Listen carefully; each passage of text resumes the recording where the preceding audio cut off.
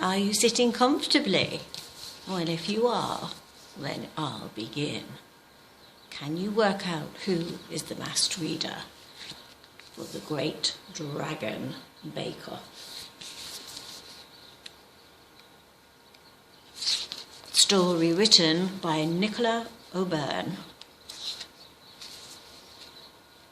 Flamey Oliver was a dragon, an especially enormous and terrifying dragon. Just look at those flames.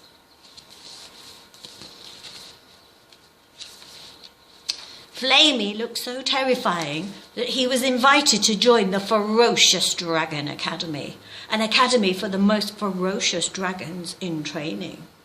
The dragons who went there were very, very good at being very, very bad. My type of dragon. But Flamey had a secret. Here he is at the Dragon Academy.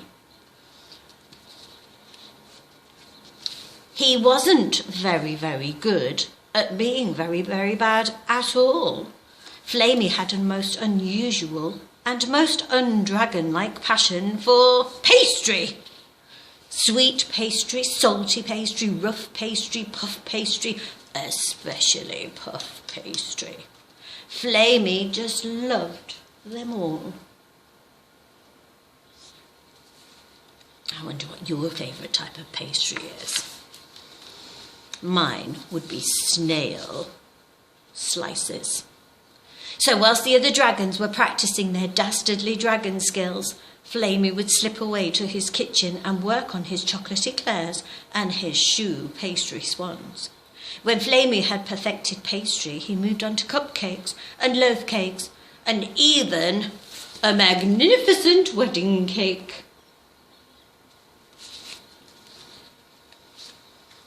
But baking is meant to be shared, and Flamey was not alone.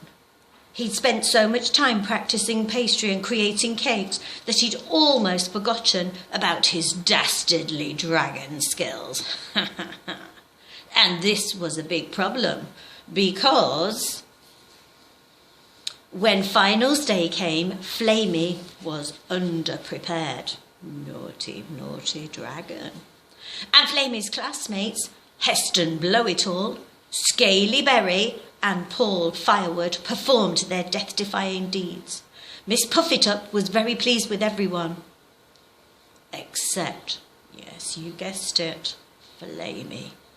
Flamey, you have failed all of your exams. The only way to graduate now is to perform the most dastardly dragon deed of all.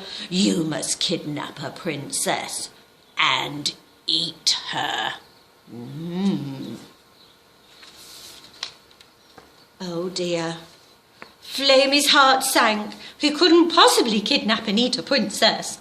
But if he didn't, he wouldn't graduate, and that would make Flamey feel quite sick. So off he flew to the nearest turret, where he kidnapped his princess and carried her away. Not the most convincing dragon, I say. Look at that princess.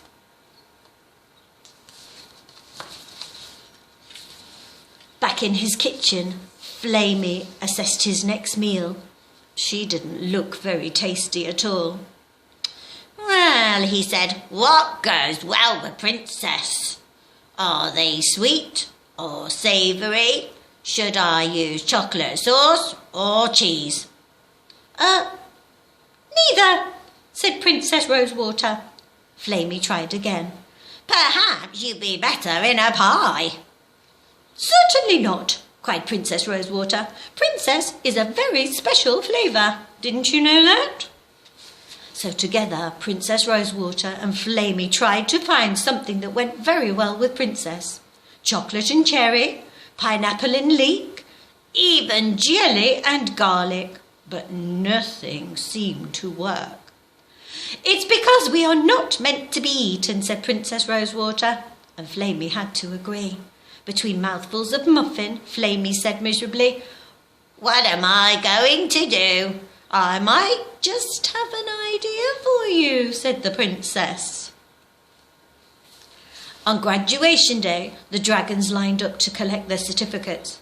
"Well, Miss Puffetup," said to Flamey, "where's your princess?" "Here," said Flamey, holding Princess Rosewater's hand. "But she's not in a pie or a cake," explained Miss Muffintop. Then Flamey cleared his throat and bravely announced, "Classmates, I kidnapped my princess and I whisked her back to my kitchen. But instead of baking her, together we baked an amazing feast of cakes." The dragons gasped. "No soggy bottoms!" gleamed Paul Firewood. "Wonderful, unusual flavour combinations," said Heston Blow-it-all. "And quite delicious, really, quite delicious," agreed Scary Berry. And even Miss Puffetup had to agree. So although Flamey failed his Dastardly Dragon Skills degree, it didn't really matter. Instead, he and Princess Rosewater spent the rest of the year studying and having fun at Miss Puffetup's brilliant baking academy. I hope you enjoyed my story. Now, who am I?